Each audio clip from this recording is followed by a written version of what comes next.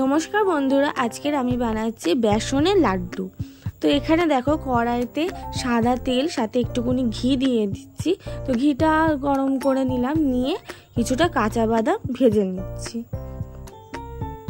এখানে দেখো বাদামটা একটু লালচে লালচে হয়ে গেছে আর আমি ভেজে তুলে রাখছি। তারপরে কড়াইতে আর অল্প করে একটু তেল দিয়ে 1 চামচ মতো ঘি দিয়ে দিলাম।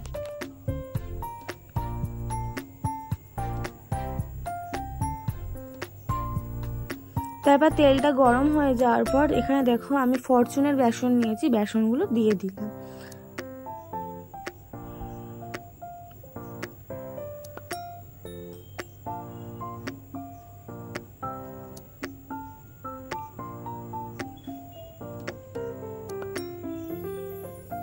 তারপর এখানে দেখো বেসনটা আমি একটুখানি ভেজে নিচ্ছি। একটা বেসনের গন্ধ থাকে ওগুলো। এখানে দেখো যতটা আমি নাড়ছি বারে বারে একটু একটু করে আমি ঘি দিয়ে দিচ্ছি।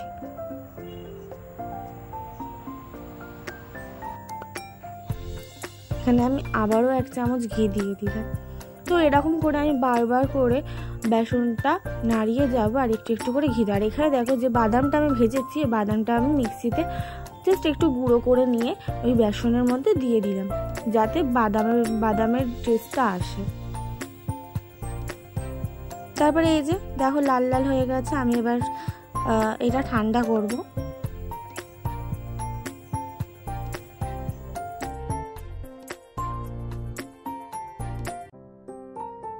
তারপর দেখো থালায় আমি একটুখানি ছড়িয়ে ছড়িয়ে দিচ্ছি, কারণ বেসনটা একটু ঠান্ডা করতে হবে।